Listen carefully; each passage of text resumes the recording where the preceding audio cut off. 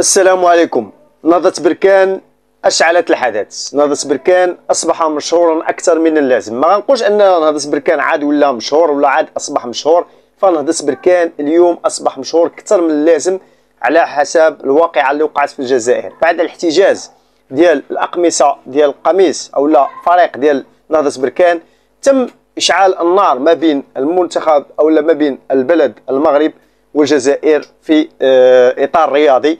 كيف ما كتعرفوا من قبل، فالجزائر او الجاره البلد اللي دائما ما كيبغي يشعل داك الفتنه، دائما ما كيقلب على افتعال المشاكل مع المغرب، ربما لان شاف بلدنا الحبيب بلد المغرب انه نجح بما يكفي، وانه دار بزاف ديال الحوايج اللي هي زوينه، واحد التقدم رياضي كبير اللي يمكننا نفتخروا به كمنتخب كبلد كجمهور مغربي يحب هذا الوطن وكيعطي الكثير لهذا الوطن. المغرب هارب بزاف على الجزائر بكل صراحه، رغم انكم كتبغيو ديروا هذا الشيء ودرتوا بزاف ديال المشاكل قبل كالفتيان ديالنا اللي مشاو لعبوا تما وتعاملتوا معهم بقداره، بزاف ديال الحوايج ديال الاحتجازات، هذا الشيء هذا كامل عشناه معكم في البحر الابيض المتوسط وغيرها.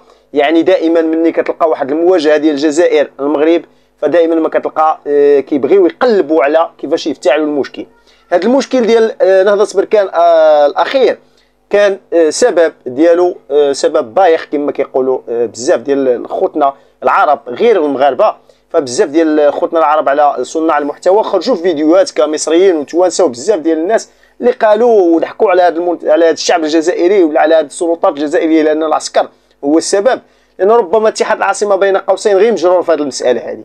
وهذا الشيء تبين على لسان الرئيس ديالو منين كأن حاله يقول انا ما سوقيش في هذا الشيء كامل اللي واقع، مالي انا من هذا الشيء كامل، يعني بحال اللي غيقولها، ولكن ما قدرش نظرا لان العسكر الجزائري فارض عليه انه يقول داك الشيء، ولا القرارات اللي خرجت من الفوق فوق منه فخصو يمشي على حسابها، يمشي عليها هي بالسيف عليه، يعني غيمشي معاهم مع داك الواد اللي دايهم هما خصو يمشي معاهم بالسيف عليه، لانه هو عارف راسو ما داير حتى شي حاجه.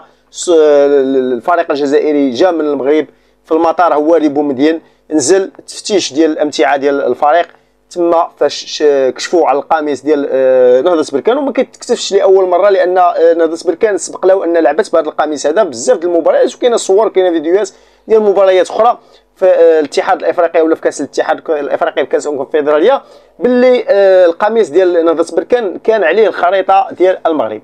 هو الخريطه ديال المغرب او الخريطه ديال المغرب بالنسبه لنا حنا ماشي غير في التوني، راه في القلب، واي فريق ممكن انه يحط، لان هذه بالنسبه للوائح ديال الكاف كتعطي الحق لاي فريق كيف ما بغى يكون نوعه يتزين القميص ديالو بالرايه او لا بالخريطه ديال البلاد ديالو.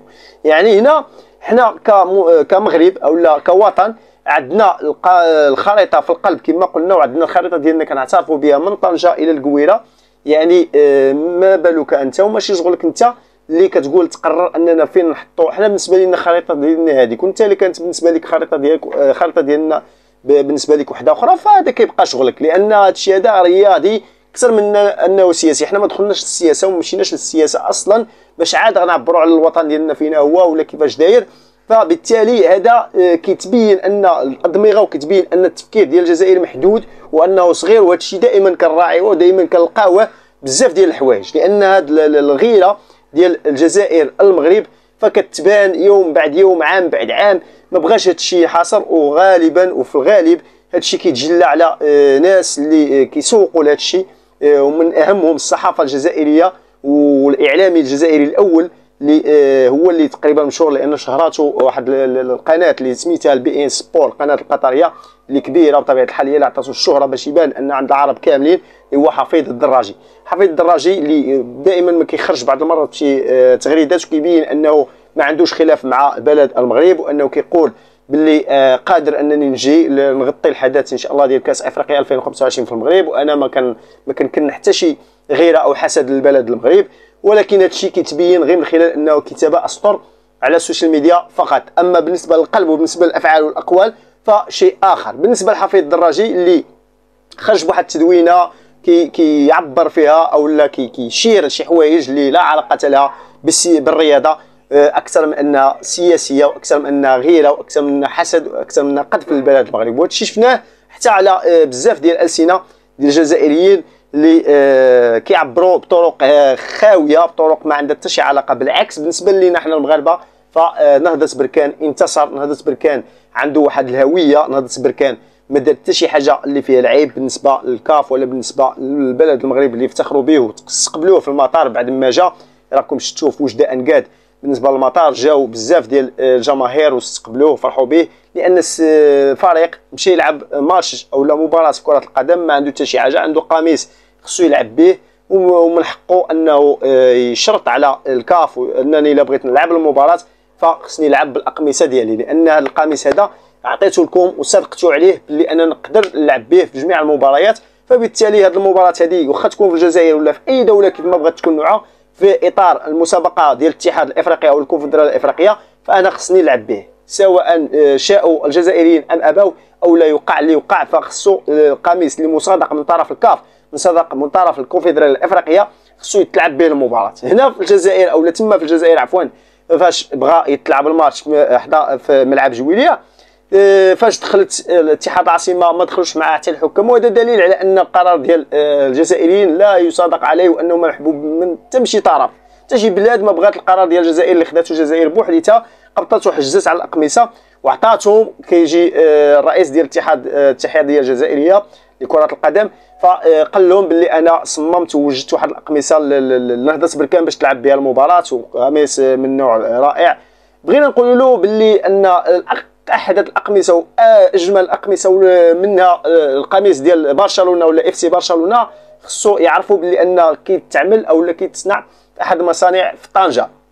المنتخب الجزائري اللي هو منتخب ديالكم، فبالنسبه للقميص ديالو غادي تمشي وغتقلب عليها تلقى ماد ان موروكو، من احسن الانسجه، من احسن المصانع اللي كاين اللي كدير الاقمصه الرياضيه والانسجه، فهو موجود في المغرب. وكنعتز بالمدينه ديالي، المدينه العزيزه اللي هي فاس. فاس هذه كتعتبر اولى من الاوائل ديال المدن المغربيه اللي كتصنع واللي كتحدث الاقمصه او التونيات ديال الفراقي باش كيلعبوا المباريات. يعني هذا الشيء كنفتخروا به، حنا ما محتاجينش الجزائر باش عاد دير لنا تونيات ودير لنا قميص باش نلعبوا به مباراه كره القدم. هذا الشيء اللي بغينا نبينوا للجزائر، بغينا نبينوا للجزائر ان مرض اسمه المغرب بالنسبه لكم ما بغاش يتنسى وما بغاش يتسالى. هذا الحقد الى متى في علامه استفهام. علاش نتوما ما تخدموش على راسكم تطوروا من الرياضه ديالكم؟ علاش كتشوفوا دائما المنتخب الوطني المغربي في التالق، كتشوفوا انديه مغربيه كتالق، كتشوفوا لاعبين مغاربه كيتالقوا، كتشوفوا لاعبين كيختاروا البلد المغرب، نتوما كتزيدوا حقد، كتزيدوا غير، كتزيدوا مثلا غير تفتعلوا في المشاكل. فبالتالي انا كنقول بالنسبه لي علاش هذا الشيء كامل ما تركزوش على الانديه ديالكم، ما تركزوش على المنتخب ديالكم، ما تركزوش على المشاكل ديالكم، وتحاولوا تطوروا وتحاولوا تصلحوها، وتركزوا على الانديه والمنتخبات ديالكم، تحاولوا تطوروا منها وتحاولوا تزيدوها قوه باش حتى هي تكون مزيانه وتمشي مزيان للقدام، وتنساو عليكم شي حاجه اسمها المغرب، لان المغرب هرب عليكم بالدارجه المغربيه. فالمغرب غادي مزيان لان ما كيتسوقش، كيقول لك الا جاتك الضربه من الخلف عرف انك راسك في المقدمه. يعني الاشجار العامره والمثمره هي اللي كتقذف بالحجاره.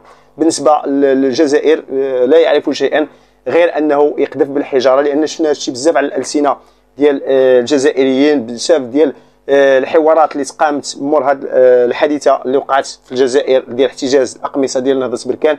ولكن الجزائريين دائما كنلقاو كلامهم سام، كلامهم لا يعرف المنطق، ما مبنيش على شي حق. كيقولوا ان السياده الجزائريه، بالله عليك من سياده كتدخل في هذا الشيء هذا؟ سياده هذا مجرد قميص اللي نادي باغي يلعب به مباراه، نتوما كتكلموا على السياده لان كيبين هذا الشيء انكم محرومين من السياده. السياده هي انك توجد غذاء للشعب الجزائري، السياده هي انك توجد الصحه، الامن، توفر له المطعم، المسكن، توفر للشعب الجزائري كل ما يحمل مقومات الوطن بالنسبه للشعب.